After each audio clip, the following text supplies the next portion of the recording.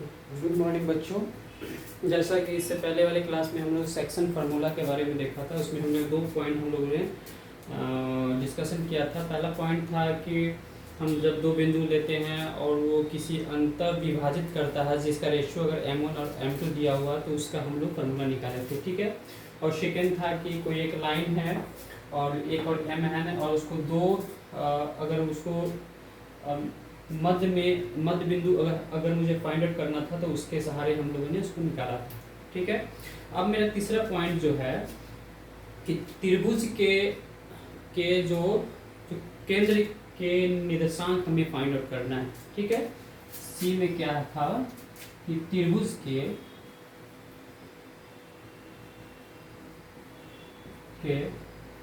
अंत केंद्र का निर्देशांक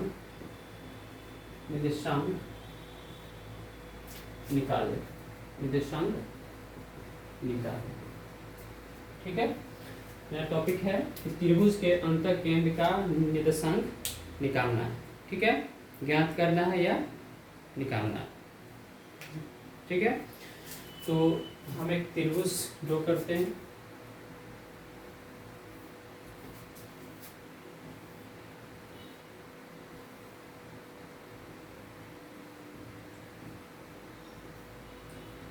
coordinate x1 y1 x2 y2 x3 y3,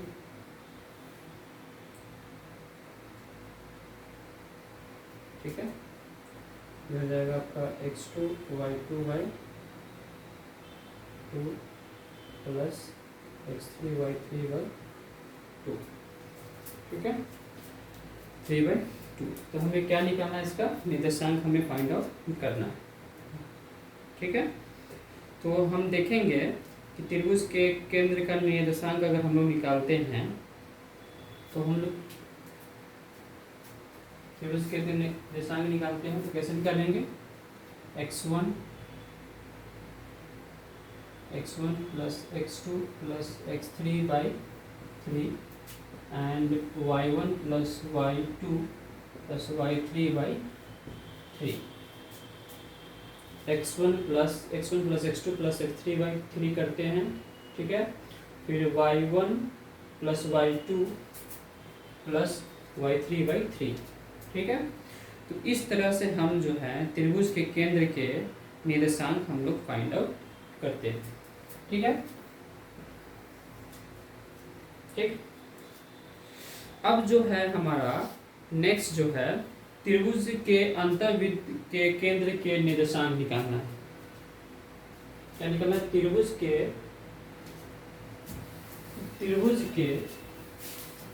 अंतर्वृत्त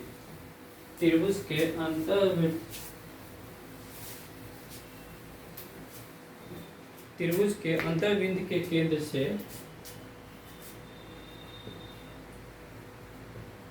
त्रिभुज के अंतर्वृत्त के केंद्र से निर्देशांक ज्ञात करें, ठीक है। त्रिभुज के अंतर्वृत्त यानी त्रिभुज होगा उसके अंदर में जो वृत्त होगा उसके केंद्र से का हमें निर्देशांक निकालना है।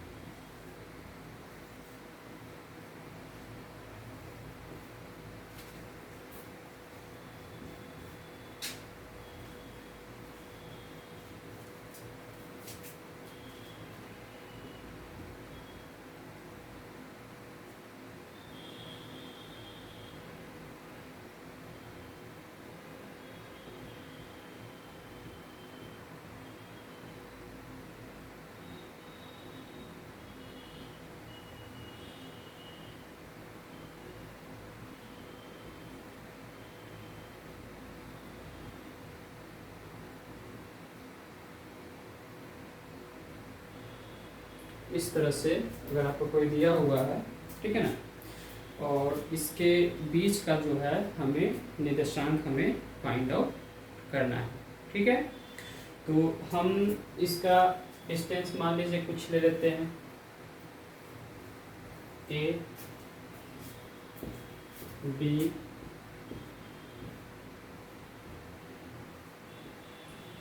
सी, ये कोई पॉइंट आपका बी, ये कोई पॉइंट आपका पी क्यू आर एस ले लीजिए, ये आपका ओ हो गया, ठीक है। तो अब हमें इसका अंतर्वृत्त का केंद्र का निर्देशांक हमें फाइंड आउट करना है। तो हमें कैसे करना है, जैसे a x1 plus b x2 plus c x3 by, हो गया, a x1 plus b x2 plus c x3 by a plus b plus c, ठीक है, और a y1 plus b y2 plus c y3 by a plus b plus c. इस तरह से हम जो है इसका फाइंड आउट कर सकते हैं। यानी ए का वैल्यू अगर मुझे पता है और x1 और x2 जो भी आपका x1 y1 है उसका अगर मुझे पता है, तो इस तरह से हम अगर सबको कैलकुलेट करते हैं और a प्लस बी प्लस सी से अगर डिवाइड करते हैं, y की कंडीशन में भी ऐसे होगा और x कंडीशन में भी ऐसे होगा, तो इस तरह से हम त्रिभुज के अंतर्वृत्त के केंद्र से निर्देशांक हम लोग ज्ञात इसका कर सकते हैं, ठीक है। तो इस तरह से हम देखते हैं। अब हम लोग देखेंगे त्रिभुज के क्षेत्रफल निकालना है। अगर त्रिभुज का मुझे क्षेत्रफल निकालना है जिसका नियामक जो है, नियामक मुझे अगर दिया हुआ हो, तो हम कैसे फाइंड आउट करते हैं। तो ये हो गया आपका डी ई 3 है, ठीक है।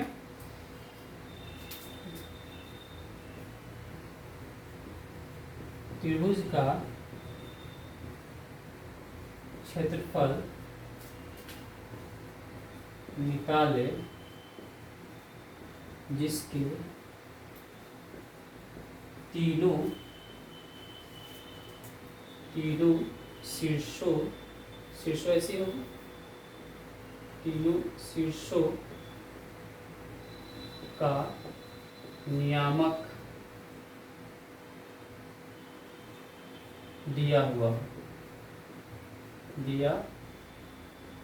हुआ है, तो हम लोग कैसे इसका त्रिभुज का क्षेत्रफल निकालते हैं, ठीक है। पहले हम एक फिगर ड्रॉ करते हैं। x और y कोऑर्डिनेट में मान लीजिए ये आपका त्रिभुज दिया हुआ है, इसमें P Q R x1 y1 x2 y2 x3 y3, ठीक है। अब हम इसको x और y कोऑर्डिनेट के रिस्पेक्ट में लाइन खींच लेते हैं, ठीक है। और उसके बाद हम कुछ नॉमिनेट भी कर लेते हैं, ठीक है। एम कुछ भी ले लीजिए, एम एन ओ, ठीक है। तो इसका हम क्षेत्रफल कैसे निकालते हैं, इसका हम क्षेत्रफल कैसे फाइंड आउट करते हैं। तो त्रिभुज का क्षेत्रफल हम कैसे निकालते हैं, 1/2 आधार गुने ऊंचाई होता है, 1/2 आधार गुने ऊंचाई हम लोग निकालते हैं, ठीक है। तो हम यहाँ लगभग उसी का यूज करते हुए हम इसका क्षेत्रफल फाइंड आउट करेंगे, ठीक है। इसका क्षेत्रफल फाइंड आउट हम लोग करेंगे। तो कैसे करेंगे, 1/2 x1 y2 x1 y2 minus y3 plus x2 हो गया आपका x2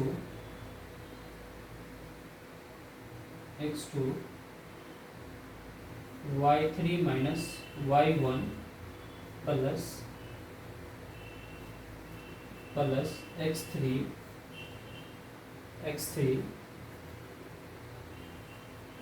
y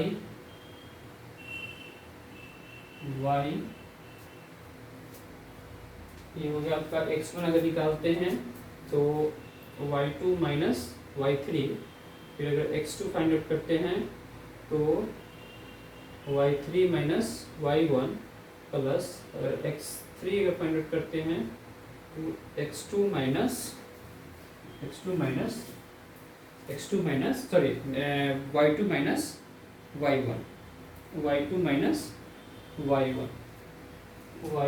माइनस y1 और ये उल्टा हो गया 3 1 2, ठीक है। तो इस तरह से हम जो है इसका रिजल्ट फाइंड आउट करते हैं। अगर आपका वैल्यू दिया रहेगा तो इस फार्मूले पे x1 का इस तरह से मल्टीप्लाई माइनस करके हम इसका रिजल्ट फाइंड आउट करते हैं, ठीक है। तो ये रहा हमारा कोऑर्डिनेट ज्योमेट्री के बारे में, जो कुछ बेसिक इन्फॉर्मेशन रहा, कुछ क्वेश्चन भी देखें, कुछ फार्मूला भी देखें, और इसके बाद बहुत सारे क्वेश्चन हैं जो आप सॉल्व कर सकते हैं। अब अगली क्लास में जो है हमारा न्यू टॉपिक स्टार्ट होगा दो चर वाले रैखिक समीकरण, यानी 2 वेरिएबल ऑफ लीनियर इक्वेशन, ठीक है। तो फिर मिलते हैं हम लोग नेक्स्ट क्लास में। ओके।